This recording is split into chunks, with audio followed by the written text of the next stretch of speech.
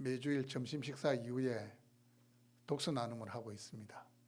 교재가 교회다운 교회인데 독서 나눔을 할 때 했던 내용이 생각이 납니다. 하늘 아래에서 가장 순수한 교회라고 할지라도 혼합과 오류가 있다. 이게 무슨 말이냐? 이 땅에 있는 모든 교회는 문제가 있다. 그 말입니다. 어떤 한 여집사님이 목사님에게 전화로 상담을 요청했습니다. 목사님, 저는 지금까지 너무 많은 문제를 가진 교회들만 다녔기 때문에 이제 남은 여생은 정말 문제없는 교회를 섬기고 싶습니다. 행복한 신앙생활을 하고 싶습니다. 문제없는 교회를 한 군데 소개시켜 주십시오. 헤리티지 교회입니다. 이러면 될 건데 이 목사님이 고민을 하는 거예요. 잠시 고민을 하다가 이렇게 이야기를 했습니다. 집사님, 이 땅에 문제없는 교회가 있다고 할지라도 집사님이 그 교회에 등록하는 순간 그 교회에 문제가 생기기 시작할 겁니다. 이런 이야기를 했습니다. 여러분, 고린도 교회는 많은 사람들이 그렇게 생각합니다. 가장 문제가 많았던 교회, 문제 많은 교회의 대명사가 고린도 교회라 그렇게 여기고 있습니다. 고린도 교회는 바울이 개척해서 세운 교회입니다. 바울이 1년 6개월 동안 고린도에서 교회를 개척하고 또 목양을 하다가 이제 또 이 사역지를, 전도지를 다른 곳으로 옮겼습니다. 바울의 2차 전도 여행 때에 가장 중심이 되었던 지역이 고린도인데, 이 고린도 전서의 말씀은 물론 하나님의 모든 백성들이 들어야 될 말씀이긴 하지만 1차적으로는 고린도에 있는 교인들에게 보낸 서신이 바로 이 고린도 전서입니다. 1장 11절 말씀을 보시면 글로웨라는 사람을 바울이 만나게 됩니다. 이제 고린도에서 떠나온 뒤에. 그런데 이 글로웨가 바울을 만났을 때에 무슨 이야기를 하느냐? 바울 사도님 떠나고 나서 우리 교회에 많은 문제들이 생겼습니다. 머리가 너무 복잡합니다. 그 이야기를 듣게 되는 겁니다. 뿐만 아니고 7장 1절 말씀에 보니까 고린도 교회가 공식적으로 사도 바울에게 편지를 보냈습니다. 우리 교회 내에 이런 문제가 있습니다. 이에 대한 좀 해결책을 주십시오. 그래서 바울이 무슨 이야기를 하느냐? 너희가 쓴 문제에 대하여, 이런 이제 말이 나옵니다. 공식적으로 고린도 교회 내에 문제가 있다는 것을 바울에게 이야기를 했습니다. 고린도 교회는 여러 가지 문제가 있었는데 이 파벌이 나눠져 있었어요. 나는 바울파다, 나는 아볼로파다, 나는 게바파다, 이렇게 가지고 파벌로 막 나눠져 가지고 서로 어르렁거리는 거예요. 이 파벌로 나눠지면 무슨 문제가 생기느냐? 정말 교회를 위한 좋은 일임에도 불구하고 저거 바울파에서 제안했지, 그건 우린 반대다. 반대를 위한 반대를 하게 되는 겁니다. 여러분, 요즘 교회는 그런 게 없는 줄 아십니까? 요즘 교회도 그런 게 많아요. 이 당회를 해보면 이렇게 딱 파벌이 나눠져 있으면 한쪽에서 좋은 의견을 내더라도 근데 말이야 해가지고 꼭 안 좋은 쪽으로, 안 되는 쪽으로 이야기를 합니다. 교회 가면 남전도회, 여전도회가 있습니다. 전도하라고 만들어 놓고 선교하라고 만들어 놓았는데 남전도회, 여전도회가 뭐 하는 곳입니까? 그냥 파당으로 뭉쳐가지고 처음 들어온 사람들 정착 못하고 상처받게 만드는 일로 쓰임을 받을 수도 있다는 겁니다. 교회 내에도 아직 사조직들이 많아요. 사조직들이 많아가지고 자기들끼리만 똘똘 뭉치는 거예요. 똘똘 뭉쳐가지고 다른 사람은 들어올 틈을 주지 않는 거예요. 사조직 있는 거 좋아요. 있는 거 좋은데, 그렇지만 모든 사람들이 함께 할 수 있도록 문을 열어놔야 되는데 그게 없다는 겁니다. 고린도 교회만 비단 문제가 있었던 게 아니고, 제가 볼 때 고린도 교회는 그래도 솔직한 교회였어요. 문제를 드러내놓는 교회지만 현대 교회는 문제를 잘 드러내지는 않습니다. 문제가 있어도 내부적으로 숨기려고 하고 있습니다. 교회다운 교회에서 또 어떤 이야기를 했냐면 어떤 교회는 너무 타락하여 그리스도의 교회가 아니라 사탄의 회당이다. 그런 이야기를 했습니다. 네, 여러분 이 고린도 전서의 말씀을 쭉 읽어보시면 교회 내에서 일어날 수 있는 모든 문제는 아니지만 대표적인 문제에 대해서 이렇게 언급을 하고 있습니다. 교회 내에서 성도들끼리 어떤 문제가 생겨가지고 세상 법정에 가서 재판하는 문제, 아니면 우상에게 드려진 제물을 먹어도 되나, 그런 문제, 또 결혼에 대한 문제, 이혼에 대한 문제, 독신에 대한 문제, 성만찬에 대한 문제, 은사에 대한 문제, 여러 가지 문제에 대해서 이야기를 합니다. 여러분 고린도 교회가 왜 이렇게 많은 문제가 생겼냐면 고린도라는 도시가 어떤 도시인지를 알게 되면 그럴 수도 있겠구나. 여러분 사람이 예수를 믿어도 신앙을 이렇게 믿음을 받아들여도 금방 바뀝니까? 물론 사도 바울과 같은 분은 부활하신 주님 만나고 완전히 사람이 180도 달라졌지만 대부분 그렇지 않아요. 이게 변화가 되는데, 변화시 앉아 있지만 변화가 되는데 이게 시간이 오래 걸려요. 오래 걸려요. 이 고린도가 어떤 도시였냐면 지중해가 여기 있으면 동쪽과 서쪽을 연결하는 지점에 딱 있는 거예요. 지중해가 어떤 도시냐? 무역이 활발한 도시인데, 무역이 활발하면 뭐가 생깁니까? 사람들의 왕래가 많아지고, 사람들의 왕래가 많다 보면 뭐가 생깁니까? 향락문화, 태폐문화, 일단 무역이 성하면 돈이 많기 때문에 이 물질적인 사치주의 이런 게 다 범람하는 겁니다. 또 각 나라에서 모이던 사람들이 있기 때문에 뭐예요? 우상이 범람하게 되어 있습니다. 뿐만 아니고 바울이 선교할 당시에 이 해방된 노예들, 퇴역한 군인들, 또 상인들, 무역상들이 이 고린도로 대거 들어왔습니다. 대거 들어왔습니다. 돈이 있는 곳이니까. 우리도 지금 울산이 한창 호황길 때는 저 동구에 인구가 넘쳐나다가 좀 이렇게 그 사람들이 다 어디로 올라갔습니까? 제가 알기로는 저 이제 평택 쪽으로 올라갔다 하더라고. 평택 그 이제 삼성 반도체 있는 쪽으로. 어쨌든 이 고린도는 이 사람이 모이는 도시였습니다. 겉으로는 활기가 넘치는 신흥 도시입니다. 하지만 그 내부를 이렇게 보면 성적인 방탕함, 물질 만능주의, 사치주의, 온갖 우상들이 판을 치는 그런 도시가 고린도였습니다.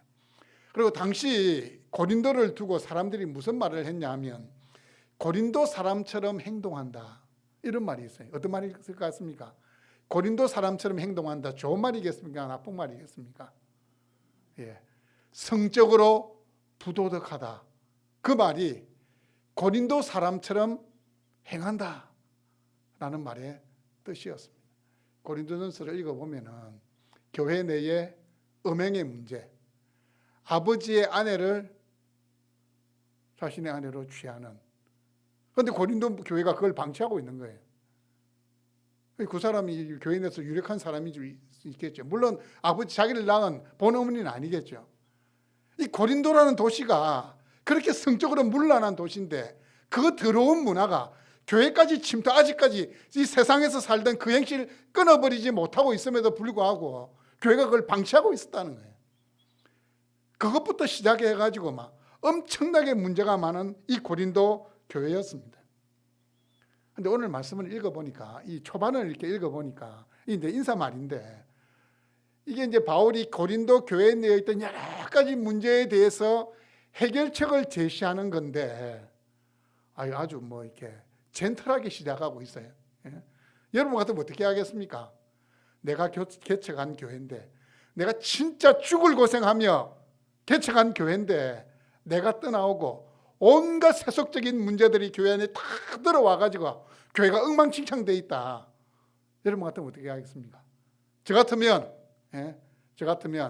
이 만약 편지를 보낸다, 아니면 이러면 저는 호통치는 걸로 시작할 것 같습니다. 이 정신 못 차리는 인간들아, 이렇게 하든지, 내가 1년 6개월 동안 땀을 쏟고 눈물을 쏟은 교회인데 어떻게 너희가 이렇게 될 수가 있냐, 이 도무지 너희들은 말로 해서 못 알아먹네, 가서 내가 좀 매를 좀 치든지 해야 되겠다, 뭐 이런 식으로 해야 될 것 같은데, 이 바울은 이게 1장 1절에서 3절을 읽어보면 격려하고 축복하는 말로 시작을 하고 있습니다. 역시 우리 바울 사도는 인격적으로 많이 성숙한 분인 것 같습니다. 그래서 저는 이제 이 1장 1절에서 이 3절 인사말 이 부분을 읽다가 무슨 생각을 하게 됐냐면, 이게 삶의 지혜를 얻었습니다. 누군가를 이렇게 책망할 일이 있더라도 먼저 칭찬을 좀 먼저 해줘야 되겠다. 정 없으면 밥 먹는 모습이 참 보기 좋더라, 이런 말부터 해주든지, 어쨌든 칭찬을 먼저 해주고 그 사람에 대한 책망할 거리가 있으면 책망해야 되겠다, 그런 생각을 하게 됩니다. 왜 그러냐 하면 이 말씀도 그렇지만 제가 이 한 30년 전에 신대원을 다닐 때에 이렇게 보았던 한 사건이 생각났기 때문입니다. 신대원 이제 신학대학원 2학년 3학년 되면 소위 말하는 설교 실습을 합니다. 설교 실습. 10분짜리 설교를 준비해 와가지고 이제 학우들 앞에서, 학우들이 한 30명씩 한 조가 이렇게 이루어지거든요. 5조 정도 됐는데 30명 한 조가 있으면 그 앞에서 이제 자기가 10분 설교를 합니다. 10분 설교를 하고 나면 이제 듣고 있던 학우들이 설교가 끝나면 그 설교에 대해서 평가를 하는 거예요. 근데 어떤 학우들은 설교를 유심히 들었다가 평가를 하는데 진짜 설교를 난도질을 합니다. 설교의 내용이 어떻다, 뭐 앞뒤가 맞지 않다부터 시작해서 어투하든지 제스처가 왜 그 모양이냐, 얼굴 표정이 왜 그렇게 굳었느냐, 첫째, 둘째, 셋째 막 안 좋은 점만 막 이야기를 합니다. 여러분 같은 기분이 어떻겠습니까? 기분 좋겠습니까? 그 말이 다 맞는 말일지라도 기분이 별로 안 좋아요. 그런데 이렇게 보면 지혜로운 사람들은 다 일어나가지고 제가 오늘 설교를 들으면서 큰 감동을 받았습니다. 제가 보지 못했던 그런 부분에 대해서 이 말씀을 주는데 제가 정말 교회에서 받지 못했던 은혜를 받았습니다. 그렇게 이야기하고, 근데 참 이런 부분에서는 조금 저와 관점이 좀 다른 것 같습니다. 이렇게 하면 얼마나 기분이 좋습니까? 만약에 그렇게 난도질을 해버리면 어떻게 되겠습니까? 자기가 설교할 때 역공을 받게 되는 겁니다. 딱 벼르고 있다가 이제 그러면 이제 관계가 틀어지는 수가 있습니다. 자, 오늘 말씀을 보시면 그렇게 문제가 많은 고린도 교회였지만 바울은 차분하고 부드러운 어조로 오늘 말씀을 시작하고 있습니다. 2절을 보시면 고린도에 있는 하나님의 교회 곧 그리스도 예수 안에서 거룩하여지고 성도라 부르심을 받은 자들과 또 각처에서 우리의 주 곧 그들과 우리의 주 되신 예수 그리스도의 이름을 부르는 모든 자들에게 지금 바울이 이 편지를 쓰고 있는 대상이 누구인지를 밝히는데, 이제 고린도 교회에 있는 고린도 교회 성도들인데 그 사람들에게 무슨 말을 하고 있습니까? 그리스도 예수 안에서 거룩하여지고 성도라 부르심을 받은 자에게. 성도. 여러분, 교회는 건물이 아니다는 거 알고 계시죠? 예수 그리스도를 믿는 자들의 모임, 성도의 모임이 바로 교회입니다. 그냥 교회가 아니라 오늘 무슨 교회라 이야기하고 있습니까? 하나님의 교회. 이 하나님의 교회야 이라면 또 이제 안상홍 증인의 하나님의 교회가 그랬거든요. 봐라, 하나님의 교회 아이가 하나님의 교회. 무식한 소리입니다. 이 하나님의 교회가 무슨 뜻으로 했는지를 모르기 때문에 이제 그 사람들이 이제 하나님의 교회 세계복음 선교협회인가 이름을 이렇게 바꿨더라고요. 왜 바꾼지 모르겠지만 안상홍이가 죽었으니까 아버지 하나님이 죽고 이제 어머니 하나님 장길자가 이제 근데 그 장길자가 자기 본부인이 아니더라고. 저는 본부인인 줄 알았습니다. 영적인 부인이다 이래가지고 뭐 어머니 하나님 이래가지고 막 섬기더라고요. 그런데도 그 수많은 사람들이 몰려가는 거 보면서 이야, 참 이 미혹의 영이라는 게, 이 사탄이 미혹의 영을 통해서 사람들의 마음을 훔쳐버리면 그 사람이 많이 배우고 적게 배우고 관계없어요. 미혹의 영에 빠지면 그냥 따라가게 돼 있는 겁니다. 안상홍 증인의 하나님의 교회가, 봐라 고린도전서 1장 2절에 보면 하나님의 교회가 나오지 않느냐. 그런데 이 하나님의 교회라는 이 말은, 교회는 하나님의 소유이기 때문에 하나님의 교회 이렇게 표현한 거예요. 교회가 하나님의 소유이기 때문에, 교회는 우리가 하나님의 소유이기 때문에 하나님의 교회라고 표현을 한 겁니다. 뿐만 아니고 하나님의 교회라는 건, 하나님의 소유라는 건 하나님이 우리를 특별한 대상으로 본다는 겁니다. 하나님의 사랑을 받을 특별한 대상으로 본다는 것이 하나님의 교회라는 이 말의 뜻입니다. 하나님의 특별한 보호와 인도를 받는다는 의미에서 하나님의 교회입니다. 하나님의 교회에 소속된 사람들을 성도라고 부릅니다. 성도, 그리스도 예수 안에서 거룩하여진 자. 여러분, 성경에서 거룩함, 거룩이라는 이 말은 하나님께 속하도록 세상으로부터 분리해낸 게 거룩함입니다. 무슨 말씀인지 아시겠죠? 예. 하나님께 속하도록, 하나님의 사람이 되도록 세상에서 뽑아가지고 끌어올려가지고 하나님의 품으로 모은 게 거룩이고 거룩함입니다. 예수님께서 십자가에 달려서 운명하시기 전에 다 이루었다, 이 말씀하셨거든요. 다 이루었다. 우리를 위한 속죄 사역, 완전한 의, 거룩을 우리 주님이 자신의 몸을 십자가에 내어주심으로 다 이루셨다는 겁니다. 우리의 거룩함을 위해서, 우리의 의로움을 위해서 예수님이 피 흘리셨다는 거예요. 우리를 세상으로부터 분리시키기 위하여서 예수님이 피 흘려 주셨고, 그리고 예수님께서 다 이루셨다고 선언하신 거예요. 그 다 이루셨다는 그 선언에 우리가 들어있는 겁니다. 거룩한 백성 되는 우리가 그 안에 들어있는 겁니다. 2000년 전 예수님의 십자가는, 예수님의 죽음은 하나님 앞에서 우리의 의가 된다는 것을 보여주십니다. 로마서 3장 24절 말씀해 보시면, 그리스도 예수 안에 있는 속량으로 말미암아 하나님의 은혜로 값없이 어렵다 하심을 얻은 자가 되었느니라 라고 말씀하고 있고, 히브리서 10장 10절에서는 이 뜻을 따라 예수 그리스도의 몸을 단번에 들이심으로 말미암아 우리가 거룩함을 얻었노라. 예수 그리스도께서 자신의 몸을 단번에 들이심으로 말미암아 우리가 거룩함을 얻었다라고 증거합니다. 근데 여러분, 우리가 예수 믿는 우리가 나는 성도다, 나는 거룩한 자다, 이 사실만 진짜 제대로 마음에 새기고 살아가면 우리는 세상에서 손가락질 받는 사람이 될 수가 없어요. 될 수가 없어요. 나는 세상으로부터 하나님이 구별해낸 자다, 내가 어떠한 존재인지만 망각하지 않고 그것만 기억하고 살아간다면 우리는 세상이 요구하는 이 도덕적인 기준에서도 더 위에 있는 사람이 될 수 있습니다. 그런데 죄송하게도 많은 사람들이 그 사실을 망각하는 거예요. 자기가 성도라는 사실을 망각하는 겁니다. 고린도 교회 성도들이 그랬습니다. 고린도라는 도시가 음란한 도시고 세속적인 도시였는데, 그 음란하고 세속적인 도시에서 하나님이 자신들을 구별해냈었어요. 분리해내셨어요.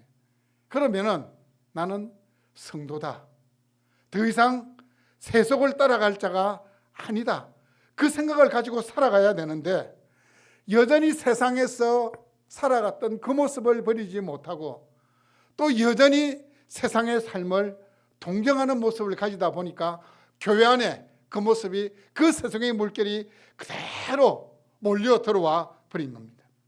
그리스도 예수 안에서 거룩하여진 성도다, 거룩하여진 성도다. 사도 바울이 이 메시지를 제일 먼저 던짐으로 말미암아 너희들은 세속의 도시 고린도에 살고 있지만 세상과는 다른 삶을 보여주어야 되는 마땅한 본분을 가진 자다라는 메시지를 담고 있는 겁니다. 그들의 문제에 대해서 바울이 이러쿵저러쿵 이야기하기 전에, 책망하기 전에 그리스도 예수 안에서 거룩하여진 자라는 그들의 정체성을 먼저 일깨워주고 있습니다. 그런데 여러분, 이 고린도전서는 고린도 교회만을 위한 말씀이 아니라는 사실을 그 뒤에 이어지는 말씀이 우리에게 보여줍니다. 또 각처에서 우리의 주, 곧 그들과 우리의 주 대신 예수 그리스도 이름을 부르는 모든 자들에게, 예수 그리스도 이름을 부르는 모든 자면 우리는 들어갑니까? 안 들어갑니까? 우리까지 포함됩니다. 예수 그리스도 이름을 부르는 모든 자들이 이 고린도전서의 말씀을 들어야 된다는 겁니다. 예수 그리스도 이름을 부르는데 어떤 이름을 부르나요? 예수는 주님이시다, 주인이시다. 예수가 주라는 이 말은 예수님 나의 주인이 된다, 예수님 나의 소유자가 된다, 예수님이 나의 주관자가 된다, 예수님이 나의 왕이 되신다, 예수님은 나의 하나님이시다. 이 주라는 말에 이 복합적인 의미가 다 들어 있습니다. 고린도전서만 하더라도 예수님을 주라고 표현한 게 무려 68번이나 예수님을 주라고 표현했습니다. 여러분, 예수님은 우리의 생사화복을 주관하시는 분이십니다. 예수님은 나의 인생을 주관하고 인도해 가시는 분이십니다. 예수님은 내가 유일하게 충성해야 될 바로 나의 왕이 되십니다. 예수님은 나의 갈 길을 알고 계시는 하나님이 되십니다. 그런데 여러분, 예수님을 주인으로 부르는 것이, 주님으로 부르는 것이 왜 중요하냐 하면, 예수님을 주님이라고 부르게 되면 그 주님이라는 그 짧은 말 아래 내가 우리 주님께, 예수님께 전적으로 순종하겠습니다, 그 의미가 들어 있습니다. 그래서 여러분, 기도하러 나왔을 때, 아니면 여러분 세상에서 살아갈 때 마음이 답답하잖아요. 어떻게 해야 될지 모르겠잖아요. 그때 이렇게 긴 기도, 복잡한 기도, 미사 요구 섞어서 기도할 필요 없어요. 주여 하면, 주님 하면, 그게 주님, 나의 답답함을, 나의 문제를 주님께 올려드립니다. 주님, 내 인생 주 뜻대로 되기를 원합니다. 그 모든 의미가 담겨 있는 것이 주여, 주여. 그냥 주여가 아닙니다. 주여 이렇게 돼야 돼요. 주여 이렇게보다는 속에서 올라오는 거예요. 주여, 주여, 주여 하고 내뱉는 그 의미 속에 주님, 내 인생의 답답함을, 내 인생의 공고함을 돌아봐 주십시오. 주님은 나의 왕이시지 않습니까? 주님은 내 인생의 주관자이지 않습니까? 주님은 나를 나보다도 더 잘 알고 계시지 않습니까? 주여. 제가 기도할 때에 주여 하고 잘합니다. 그럼 그렇게 생각하십시오. 아이고, 우리 목사님 답답한 게 많은가 보다. 주여 하고 나면 진짜 좀 이렇게 시원해지는 느낌도 있고, 마음에 주여 하는 것과 함께 하나님 주시는 평강이 찾아옵니다. 바울은 고린도 교회를 또 이제 축복하는데, 3절에서 축복하는데 어떻게 축복하고 있냐면, 하나님 우리 아버지와 주 예수 그리스도로부터 은혜와 평강이 있기를 원하노라. 지금 이 뒤에는 이제 막 책망하는 말들, 잘못된 건 이렇게 지적을 해야 되는데도 뭐라고 있습니까? 은혜와 평강이 있기를 축복하노라. 축복하노라. 은혜라는 것은 받을 자격이 없는 자에게 베푸는 호의가 선한 일이 바로 은혜입니다. 은혜. 그렇다면 여러분, 우리가 받은 은혜 중에서 제일 큰 은혜가 뭐겠습니까? 제일 큰 은혜, 구원입니다. 구원. 도무지 받을 자격 없는 하나님과 원수되었던 우리에게 하나님은 구원의 은혜를 베풀어 주신 겁니다. 이 구원의 은혜를 베풀어 주신 하나님께서는 우리에게 필요한 모든 것들을 어떻게 해요? 다 채워주시는 거예요. 제 말이 아닙니다. 로마서 8장 32절 말씀을 보시면 자기 아들을 아끼지 아니하시고 우리 모든 사람을 위하여 내어주시니가 어찌 그 아들과 함께 모든 것을 우리에게 주시지 않겠느냐. 가장 소중한 아들 주신 분이 우리에게 필요한 이 모든 것들을 채워주시겠다고 약속하신 겁니다. 구원의 은혜를 주셨기 때문에 나머지는 덤으로 채워주시겠다는 겁니다. 덤으로 채워주시겠다는 겁니다. 우리가 받지 못하는 것은 왜 받지 못합니까? 받을 준비가 안 됐어요. 받을 그릇을 셀이 엎어놓았기 때문입니다. 아니면은 세상이 주는 그 불량식품과 같은 그 은혜에 눈을 돌리고 기웃기웃하고 있기 때문에 그 은혜를 못 받고 있는 겁니다. 여러분 기억하십시오. 우리 아버지 하나님은 그 아들과 함께 우리에게 모든 것을 주시기를 원하십니다. 그래서 우리로 하여금 모든 것이 은혜, 모든 것이 은혜라고 고백하기를 원하십니다. 여러분 아들이 떡을 달라고 하는데 떡 달라고 하는데 돌을 줄 사람이 있습니까? 저에게 생선을 주십시오. 아버지 고기가 먹고 싶습니다. 이렇게 이야기하는데 성경을 보니까 뱀을 줄 자가 있느냐? 뱀을 줄 자가 있느냐? 하물며 불의한 자도 자식에게는 좋은 것을 주려고 하는데 하늘에 계신 너희 아버지께서 구하는 자에게 좋은 것으로 주시지 않겠느냐. 그 좋은 것은 가장 좋은 겁니다. 가장 좋은 것으로 주시지 않겠느냐. 누가 보면 그걸 성령이라고 말씀하시더라고요. 하나님은 구하는 자에게 가장 좋은 것으로 주시는 분이십니다. 여러분 이 평강이라는 것은 은혜와 평강이 있기를 축복한다는데 이 평강이라는 것은 누가 누릴 수 있느냐? 진정한 평강은 구원의 은혜를 받은 자가 누릴 수 있는 게 진정한 평강입니다. 왜냐하면 평강은 하나님과의 관계가 회복되어야 진짜 평강을 누릴 수 있기 때문입니다. 영적인 만족이 없으면 하나님과 평강이 없습니다. 두려움이 그 마음을 지배합니다. 그래서 여러분 예수 믿지 않는 사람들 가지고 있는 신에 대한 생각 어떤 생각입니까? 두려운 거예요. 신은 자기들이 생각하는 신은 못하는 거 찾아내가지고 벌 주는 그게 예수 믿지 않는 사람들이 가지고 있는 신에 대한 생각이에요. 왜 제사를 지낼까요? 조상신이 노해가지고 벌 줄까 싶어서 화를 줄까 싶어서 그 제사를 지낸 거예요. 신에 대한 생각이 두려움이에요. 분노하는 신인 거예요. 왜요?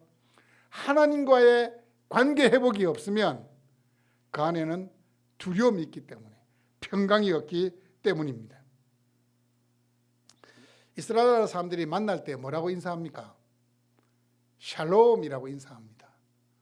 우리도 만나면 아이고 평안하셨습니까? 이렇게 인사를 하잖아요.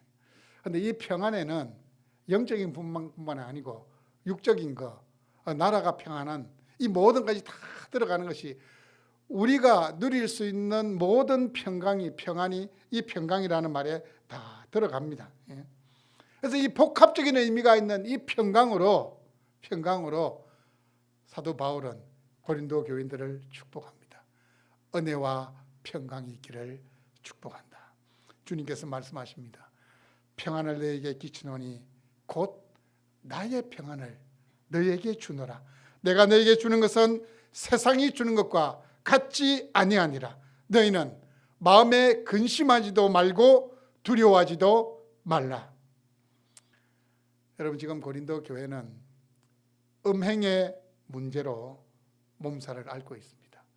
성도들끼리 분쟁이 일어나가지고 세상 법정에 가서 이 문제를 갖다가 해결받으려고 교회가 막 갈기갈기 찢어져 있는 상태입니다.